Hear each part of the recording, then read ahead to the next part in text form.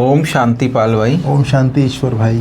पाल भाई, आज की मुरली हम रिवीजन कर रहे हैं जी। और आज 1 तारीख है, 1/5/2025 की मुरली है। बाबा कहते हैं, मीठे बच्चे, तुम्हें बेहद के बाप से बेहद का वर्षा लेने आए हो तुम यहाँ। माना बच्चे कहा किस लिए आए हो यहाँ पर? बेहद के बाप से बेहद का वर्षा लेने आए हो। या हद की कोई बात ही नहीं है। तुम बड़े उमंग से बाप को याद करो तो पुरानी दुनिया भूल जाएगी। तो ये पाल भाई मुख्य बात का, पुरानी दुनिया भूलने का बाबा ने तरीका भी बताया और किस लिए आए हो ये भी बताया। तो थोड़ा इसके ऊपर थोड़ा डिटेल बताइए। आज 1 मई 2025 है ईश्वर भाई जी। आज जैसे बाबा ने कहा, मीठे बच्चे तुम बेहद के बाप से बेहद का वर्षा लेने आए हो। जी। जैसे अपना हद का बाप होता है, उससे हद का वर्षा मिलता है।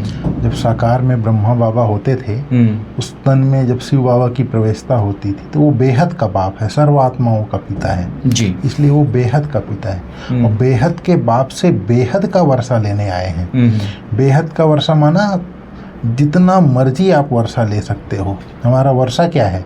ज्ञान, गुण, शक्तियाँ, ये हमारा वर्षा है।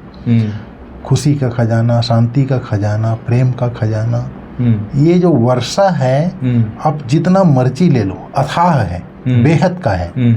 तो उस बेहद के बाप से हम बेहद का वर्षा लेने आए हैं। यहाँ हद की कोई बात नहीं, क्योंकि ये हद का बाप नहीं है। हद के बाप से हद का वर्षा मिलता है। फिर बाबा ने कहा, तुम बड़े उमंग से बाप को याद करो तो पुरानी दुनिया भूल जाएगी। उमंग में रहना है। क्या उमंग में रहना है? कि मैं एक आत्मा हूँ, परमात्मा बाप से वर्षा लेने आया हूँ। तो उस उमंग में रहना है, उस खुशी में रहना है, उस मस्ती में रहना है। तो ये पुरानी दुनिया ऑटोमेटिक भूल जाएगी। उमंग, उत्साह रहे, मैं उस परमात्मा पिता से स्वर्ग का वर्षा लेने आया हूँ। स्वर्ग, नई दुनिया का वर्षा मुझे मिलने वाला है। उमंग रहे, खुशी रहे। तो जहाँ पे प्राप्ति होती है वहाँ ऑटोमेटिक याद आता है। याद आता है तो पुरानी दुनिया स्वतः भूल जाती है। नई दुनिया याद आएगी, बाप और वर्षा याद आएगा, पुराना दुनिया भूल जाएगा। जी। इसी बात पे पाल भाई एक क्वेश्चन आंसर बाबा ने मुरली में आज कहा है, जो आपने बताया। कौन सी एक बात तुम्हें बार बार अपने से घोटकर पक्की करनी चाहिए? तो वही आंसर में बताया बाबा ने कि हम आत्मा हैं, हम परमात्मा बाप से वर्षा ले रहे हैं। आत्माएं है बच्चे और परमात्मा है पिता बाप। तो अभी इस समय बच्चे और बाप का मेला हुआ है। यह बात बार बार घोटकर पक्की करो। तो जितना आत्म अभिमानी होते जाएंगे तो देह अभिमान मिट जाएगा। तो बाबा ने ये देह अभिमान मिटाने के लिए ये सब युक्तियाँ बताइए तो आज की मुरली में। तो बाबा ने बहुत एकदम क्लियर बात समझा दिया। जी। बार बार अपने से घोंट कर पक्का करना है जी कि हम आत्मा है, परमात्मा बाप से वर्षा ले रहे हैं। जी। क्योंकि देह का भान हमारा नेचुरल हो गया है। आत्म भान हम है एक्चुअल में आत्मा जी। और आत्म भान पूरी तरह से भूल गए, पूरी तरह से भूला हुआ है। अभी हम लोग जैसे स्मृति में रहते हैं, हमको स्मृति में लाना पड़ता है कि मैं आत्मा हूँ जी। भले बुद्धि ने हमको, जैसे सेंटर में आते हैं, किसी ने जो सेंटर में रहने वाले जो टीचर्स हैं, म्यूजियम समझाने वाला, वो कहता है आप शरीर नहीं हो, आप एक आत्मा हो जी। उसने सुनाया, हमने सुना जी। तो हमारी बुद्धि ने जज कर लिया, ये तो बिल्कुल सही बात बोल रहा है, मैं शरीर थोड़ी हूँ, मैं एक आत्मा हूँ। बुद्धि ने जज कर लिया, आत्मा का पार्ट पक्का हो गया। तो हमने जान लिया, लेकिन उसको आदत में लाने के लिए, जैसे देह का भान नेचुरल है, ऑटोमेटिक देह के भान में आ जाते हैं, देह के संस्कार सामने आ जाता है। तो जब तक हम घोंट के पक्का नहीं करेंगे मैं आत्मा हूँ, उस परमपिता परमात्मा की संतान हूँ, तब तक आत्म अभिमानी नहीं बनेंगे। और आत्म अभिमानी नहीं बनेंगे तो देह अभिमान भी नहीं मिटेगा। तो इसलिए आत्म अभिमानी बनने के लिए मैं आत्मा हूँ, मैं आत्मा हूँ, मैं आत्मा हूँ, उस परमपिता परमात्मा की संतान हूँ, ये आपको घोंट कर पक्का करना पड़ेगा। और ये चीज़ किसने किया पक्का? हमारी दादियों ने 14 साल तक कंटिन्यूअस किया, इसलिए वो लोग आत्म अभिमानी बन गए और उनका देह अभिमान पूरी तरह से मिट गया था। इसलिए घोंट घोंट कर पक्का करना है। हम आत्मा है, परमात्मा की संतान है, अभी ही बच्चा और बाप का मेला हुआ है। ये बात घोंट घोंट कर पक्का करना है। बहुत अच्छी बात है। इसी बात से आधारित आज का एक मुख्य बात और भी है कि जैसे आत्मा समझ परमात्मा को याद करना और उससे शक्तियाँ लेना बाबा से, तो आत्मा सत्व प्रधान बनती है। तो इसी के ऊपर बाबा ने कहा है कि योग बल की ताकत से अपनी कर्मेंद्रियों को शीतल बनाना है। बाबा बोलता है इविल बातें ना सुननी है ना सुनानी है। तो जो बातें ऐसी कुछ कान पे आती भी है तो उसको एक कान से सुन, दूसरे से निकाल देना है। तो ये बात बाबा ने खास आज कहा है पाल भाई धारणा के लिए। तो थोड़ा इसके ऊपर डिटेल थोड़ा मुरली के अंदर जैसे योग बल की ताकत से। जी, योग बल की ताकत माना उस परमात्मा को जो याद करते हैं जी, उसकी ताकत से अपनी कर्म इंद्रियों को शीतल बनाना है। परमात्मा पिता को जब हम आत्मा समझ के उस परमात्मा पिता को याद करते हैं तो जैसी हमारी स्मृति होती है, योग में बैठते हैं तो वैसी हमारी स्थिति बनती जाती है। जैसे हम योग में बैठ करके कहते हैं कि मैं पवित्र स्वरूप आत्मा हूँ, पवित्रता के सागर बाप की संतान हूँ, पवित्रता के सागर मीठे शिव बाबा की छत्र छाया के नीचे हूँ, उससे पवित्रता की शक्ति मुझ आत्मा में आ रही है। तो जैसे ही हमारे वक्ता लोग उदाहरण देते हैं, जैसे आप नींबू का या इमली का खाए होकर के याद करते मुंह में पानी आने लगता है, वैसे ही आत्मा समझ के परमात्मा बाप को याद करने लगते हैं, उसकी स्मृति में आते हैं तो उसकी शक्तियाँ ऑटोमेटिक आने लगती है हमारे अंदर। जी, तो परमात्मा प्योर है तो प्योर शक्ति हमारे अंदर आने लगती है। तो हमारी जो कर्म इंद्रियां अपवित्र हैं, चंचल हैं, वो शीतल होने लगती है, पवित्र होने लगती है। तो योग बल की ताकत से ही कर्म इंद्रियां शीतल होती है और योग बल से ही कर्म इंद्रियां वश में होंगी। फिर बाबा ने कहा इविल बातें न तो सुननी है न सुनानी। क्यों नहीं सुनानी है? जैसे ही आप बुरी बातें सुनते हैं मन में आता है, फिर वो कर्म इंद्रियों में प्रभाव डालता है। इसलिए ना सुनना है ना औरों को सुनाना है। उसकी भी कर्म इंद्रियां को चंचल नहीं बनाना है। अगर आप किसी को सुनाते हैं तो उसकी कर्म इंद्रियां को आप चंचल करते हैं। जी। फिर बाबा ने कहा जो बात पसंद नहीं आती है उसको एक कान से सुन, दूसरे से निकाल देना है। अर्थात बिल्कुल जो इविल बातें हैं, मजबूर जैसे आप खड़े हैं, कोई आदमी बात कर रहा है, सुनना भी पड़ रहा है तो तुरंत उसको अवॉइड। आप मन और बुद्धि को बाबा की बातों में ले जाइए, उसको अवॉइड करते जाइए, सुनना ही नहीं है। जी, बिल्कुल सही। इस तरह से बाबा ने कहा। बहुत अच्छी बात धारणा। फिर बाबा बोलते पाल भाई कि बाप से पूरा वर्षा लेने के लिए स्वदर्शन चक्रधारी बनना है, पवित्र बन आप समान बनाने की सेवा करनी है। मुख्य बात है पवित्र बनने की, तब आप समान बनाने की सेवा करनी है। पूरा वर्षा लेना, बाप से पूरा वर्षा लेना है तो स्वदर्शन चक्रधारी। स्वदर्शन चक्र माना सृष्टि का चक्र का ज्ञान, उसमें आत्मा का भी दर्शन हो जाता है, परमात्मा का भी दर्शन हो जाता है, सृष्टि का भी चक्र का दर्शन हो जाता है जी। स्वदर्शन चक्र में तो ये जैसे स्वर्ग का हम चिंतन करते हैं जी, हमारा वर्षा हो जाता है।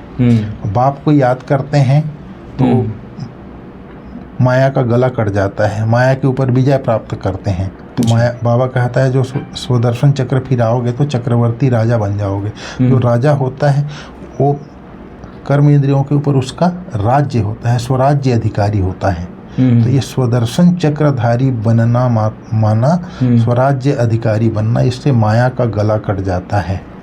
जब माया का गला कट जाता है और दूसरा बात जब राजाई, एक तो स्वराज्य अधिकारी बनता है और भविष्य में स्वराज्य अधिकारी तो विश्व राज्य अधिकारी बनता है, तो बाप का वर्षा भी मिल गया, तो दोनों बातें आ जाती हैं।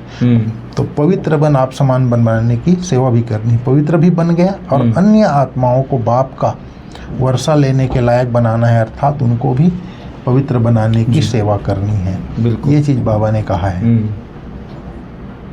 तो आज का वरदान बताएं। आज और कोई बात, कोई मुख्य बात बाबा ने आज और भी कहा है। बाबा ने कहा जैसे भगवान को अंतर्यामी कहते हैं जी, तो हर एक के अंदर की बात को जानते हैं। यह सब है अंधश्रद्धा की बात, एक ऐसा है नहीं, बाबा कहता है। फिर बाबा ने कहा बाप की श्रीमत और गत सबसे न्यारी है। मत यानी राय, श्रीमत न्यारी है, मत यानी राय, जिससे हमारी सद्गति होती है। वही एक बाप हमारी सद्गति करने वाला है, दूसरा ना कोई। इस समय ही बुलाते हैं, सतयुग में तो बुलाते नहीं। अभी ही कहते हैं सर्व का सद्गति दाता एक राम आओ। इस तरह से फिर बाबा ने आज कहा, ब्रह्मा बाबा को जैसे उछाल आई, जैसे ही शिव बाबा की प्रवेशता हुई, हम विश्व का मालिक बनता हूँ, ये धन माल क्या करेंगे, सब छोड़ दिया। जैसे बाबा ने उदाहरण दिया, ऐसे बोलना नहीं चाहिए बाबा को। शिव बाबा तो बोल सकते हैं, अथॉरिटी है। बाबा बोलते हैं जैसे कोई पागल हो जाता है तो उसको कुछ सूद बूद नहीं रहता। उदाहरण दिया, जैसे पागल होते हैं, सब कहने लगे इनको बैठे बैठे क्या हो गया। ब्रह्मा बाबा को धंधा आदि सब छोड़कर आ गया, खुशी का पारा चढ़ गया, साक्षात्कार होने लगा, रजाई मिलनी है। उसकी पत्नी बोलती थी ना बाबा की कि बोले बाबा को आजकल क्या हो गया, अजीब अजीब सा पत्र भेजता है, बोले अल्पों को मिला बादशाह, बे को मिली बादशाह। परंतु कैसे मिलेगी, क्या होगा, कुछ भी पता नहीं था, बस मिलना है। उस खुशी में सब छोड़ दिया। फिर धीरे धीरे नॉलेज मिलती रही। बाबा ने कहा यह है राजयोग, बाप बेहद के बाप से राजाई लेने आए हो। बच्चे जानते हैं, हम उनसे पढ़ते हैं, जिसको याद करते थे कि बाबा आकर हमारे दुख हरो सुख करो, उससे अभी हम पढ़ रहे हैं। फिर आज बाबा ने बिरला को भी याद किया। बिरला मंदिर बनाते जाता है परंतु जानता नहीं है, पैसा मिलता है बनाता रहता है, समझते हैं यह देवताओं की कृपा है। फिर बाबा ने कहा एक शिव की पूजा है, अब या विचारी भक्ति, ज्ञान देने वाला तो ज्ञान सागर एक है, बाकी है सब भक्ति मार्ग। ज्ञान से आधा कल्प सद्गति होती है, फिर भक्ति की दरकार नहीं रहती। ज्ञान भक्ति वैराग्य। अब भक्ति से पुरानी दुनिया से वैराग्य हो गया, ज्ञान मिला तो पुरानी दुनिया अब खत्म होना है, इसमें आसक्ति क्या रखें। अब नाटक पूरा होता है, हम जाते हैं घर, वह खुशी रहती है। अब इस तरह से बाबा ने आज का वरदान थोड़ा बताएं। आज बाबा ने वरदान में बोला, मुरली के साज द्वारा माया को सरेंडर कराने वाले मुरलीधर भव। अच्छा। बाबा ने कहा मुरलियाँ तो बहुत सुनी है, अब ऐसा मुरलीधर बनो जो माया मुरली के आगे न्यौछावर सरेंडर हो जाए। मुरली के राज का साज अगर सदैव बजाते रहो तो माया सदा के लिए सरेंडर हो जाएगी। जी। माया का मुख्य स्वरूप कारण के रूप में आता है। जब मुरली द्वारा कारण का निवारण मिल जाएगा तो माया सदा के लिए समाप्त हो जाएगी। कारण खत्म अर्थात माया खत्म। कारण क्या है? देह, देह के संबंध, देह के पदार्थ, व्यक्ति, वस्तु, वैभव, इससे कारण आता है। और इन सब चीजों को त्याग करना, त्याग और तपस्या कर लिए तो निवारण मिल जाता है। जी। तो ये त्यागी और तपस्वी बनने का राज किसमें है? मुरली में है। मुरली को अगर अच्छी तरह से हम जान गए, अच्छी तरह बुद्धि में बैठ गया, बुद्धि में स्मृति में आ गया तो कारण खत्म, निवारण मुरली में ही है। जी। तो मुरली का ऐसा मास्टर मुरलीधर बनोगे तब माया सरेंडर होगी। जैसे बाबा मुरलीधर है ना, बजाते रहता है, सारी रात बजाता रहा। ये बहुत अच्छी बात कही आपने। क्या है, हम तो ब्राह्मण आत्माएं बहुत सारा टाइम ऐसे वेस्ट कर देते, मुरली पे ध्यान नहीं देते। जबकि मुरली कई बार पढ़नी चाहिए, देखना चाहिए, उसमें घोटना चाहिए, क्योंकि बहुत सारे राज इसमें समाये हैं। इसलिए बाबा ने आज इस बात को क्लियर किया। अच्छा है, मास्टर मुरलीधर आपको बनना ही पड़ेगा, तब माया सरेंडर होगी। जी। फिर आज बाबा ने स्लोगन में कहा, अनुभवी स्वरूप बनो तो चेहरे से खुशनसीबी की झलक दिखाई देगी। बिल्कुल। अनुभवी स्वरूप बनो तो चेहरे से खुशनसीबी की झलक दिखाई देगी। हर कर्म में रूहानी नशे का अनुभव करने वाले ही खुशनसीब आत्मा है। बिल्कुल। बेहद का बाप मिला, बेहद का राज्य भाग्य मिला, बेहद का खजाना मिला।